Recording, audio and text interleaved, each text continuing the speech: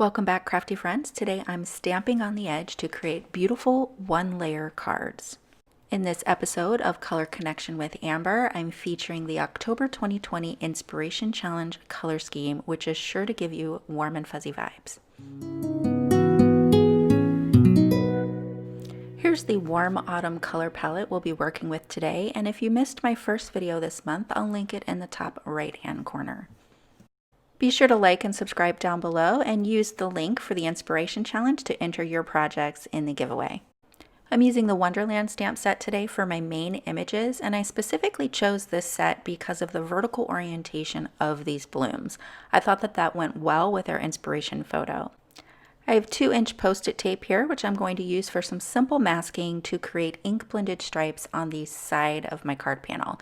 This is a piece of A2, which is 4 1/4 by 5 1/2 Nina Classic Crest Solar White.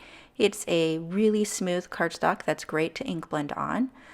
I'll be ink blending 3 stripes, and I want to leave a 1/4 inch of just white cardstock to the left of the stripes. So I'm masking that off now.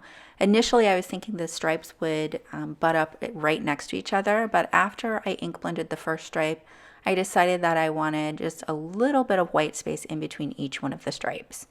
So I'm masking off a 1/4 inch area here, and then I'll choose my colors. So I have my oval ink swatches. These come with your oval ink sets, and I've landed on Fall Harvest.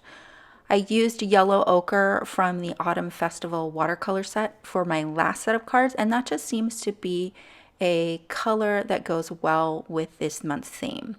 Here I have the ink blending tools. This is the small set. You get 4 ink blending tools in each one of those, and you can see those here. Super nice and flat. I love that the bristles are white so you can see what color you've used that particular brush for.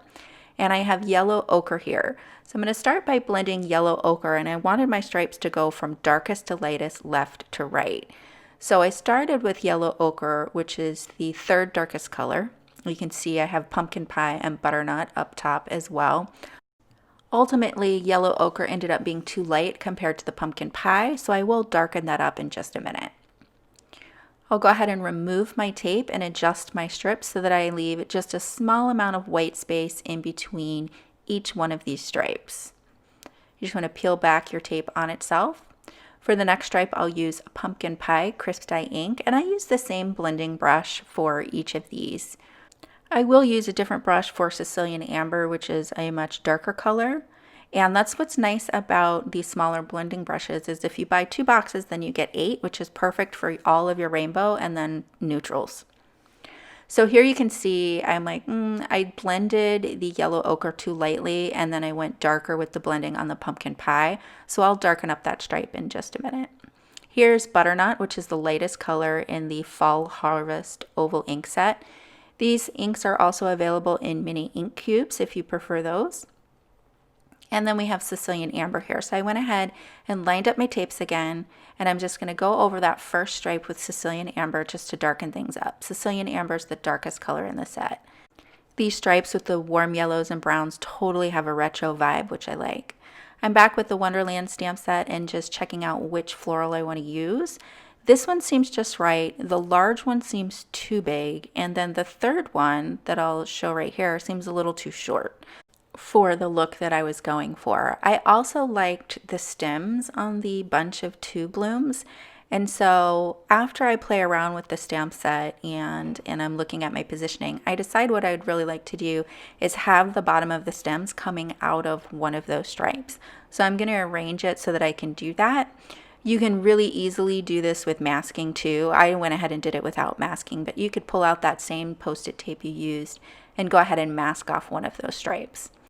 I'll ink this up with Obsidian Pigment ink. I use this ink for everything with the exception of artist marker coloring. So any kind of coloring I do with alcohol markers, I don't use this one because it's not alcohol marker safe, but everything else that requires black ink, this is what I use. It's super crisp and super dark. I pulled out a sentiment from that same stamp set, and this is Think and Wonder, Wonder and Think by Dr. Seuss, which I just love. This set has some of my favorite sentiments. So then I decided to play around with some satin gold sequins, and I really couldn't decide. I kind of put them in a bunch of different positions. Ultimately, I felt like it really just took away from the clean and simple design and was distracting.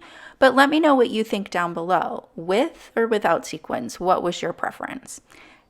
Here's the finished card, and I'm totally digging the retro vibe of these stripes. I think that this stamping on the edge design is really effective, especially when you're not sure what you want to create. This is a good way to go. It doesn't require a lot of effort.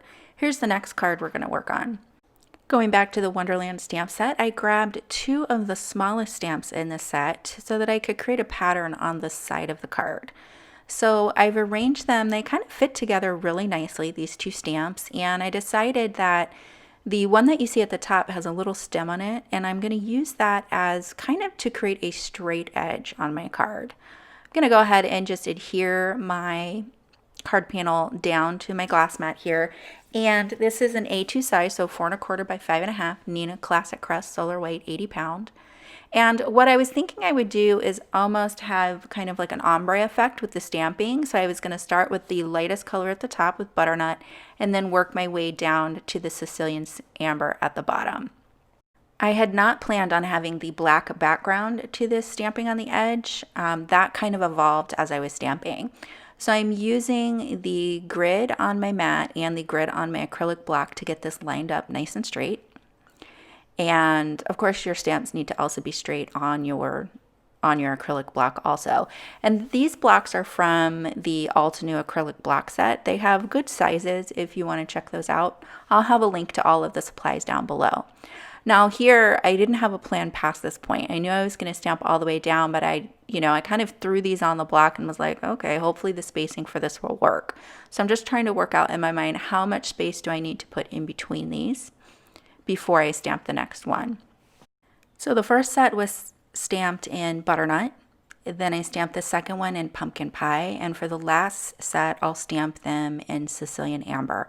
Now the colors that these are stamped in end up being a moot point as I add the black background. They all end up becoming dark. I need to re-stamp them, and I'll show you that in the video.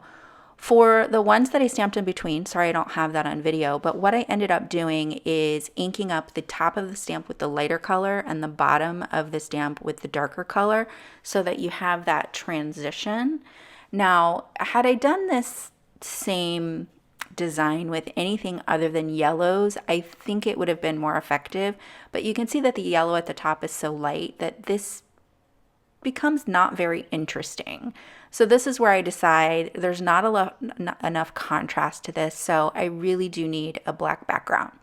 So I've grabbed a ruler and a fine liner, and I'm just going to draw a black line. Now, for those little flowers that are on the edge, I wanted the line to go up against the stem, but then I wanted the edges of those flowers to pop out over the black background. You'll see that in just a second. So you can see that there. So a couple of the petals just kind of lean over the edge, and that's going to give this a lot more interest than just having a straight line all the way down. So I'm going to start filling this in. Now I'll use the fine liner pen to fill in the really fine areas, the small areas, and then what I'll do is I'll outline the stamps, and then I'll fill in the large areas with the jet black Altenew artist marker. So I start slow just so you can see the process, and then I'll speed this up and I'll edit some of it out so that you don't have to watch the whole thing. The artist markers have both a brush nib and a bullet nib. I preferred the bullet nib for this project because it's more stiff and it has it's not really a smaller point because the brush nib comes to a sharper point, but the brush nib has more flex.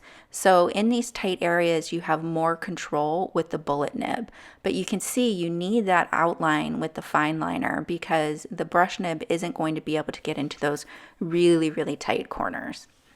But super easy to fill this in, and again, because we stamped on the edge, there's not a lot of coloring involved in this. So if you're wanting to get into color but you don't want it to be really overwhelming, try just stamping on the edge and doing a small area.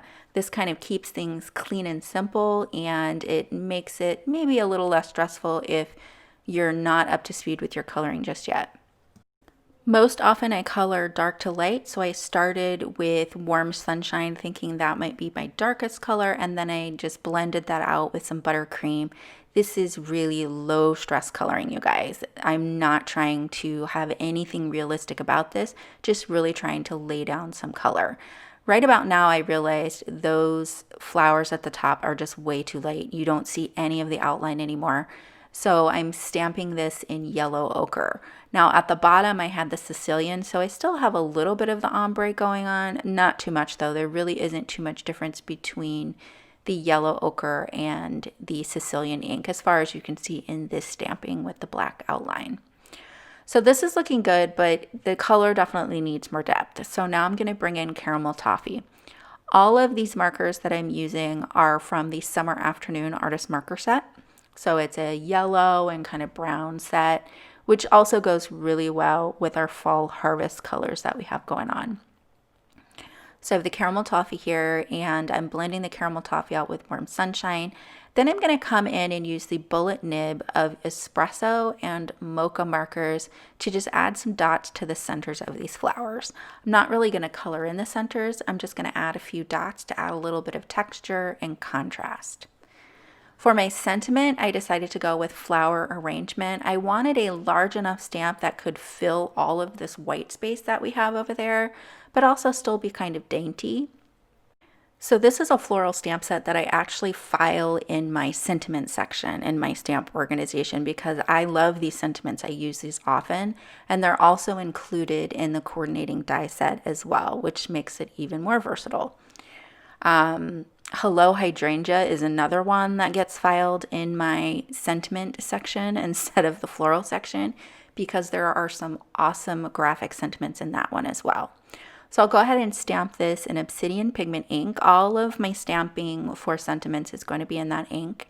And then I'm just choosing my sub-sentiment here from the Wonderland stamp set.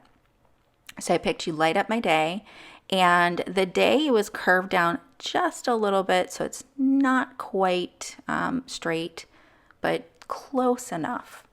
So I'm loving the high contrast of this card, but thinking it needs a little something extra, and what it needs is a drop shadow. So I do this quite a bit. Just use a regular household pencil and a tortillon. I'm going to add a little bit of shadow where those petals pop out and also down the edge of that border, and then I'll just blend that out with a tortillon. You don't want to add a lot, otherwise your card is just going to end up looking dirty rather than having a drop shadow. So you can see that I focused most of the graphite right underneath those petals, and there's very little running up the edge of the border because I didn't want things to look dirty. If you want to spice things up even more, you could add a drop shadow to your large hello sentiment also. Here's the finished card. I totally love the high contrast of the warm yellows and the super dark black. It kind of gives me a home decor kind of vibe. And like I said, stamping on the edge like this is a design that I use quite a bit if I'm at a loss for what I want to do, or if I just don't want to do a whole lot of coloring. You have so much white space left over on the card that it makes your design really easy and manageable, something that you can do fairly quickly as well. I hope that you guys enjoyed these projects today. Definitely be sure to like and subscribe down below. Hashtag us at Altenew and Notable Ink, and be sure to enter your projects into the Altenew Inspiration Challenge so that you have a chance to win. Thanks so much for joining me today.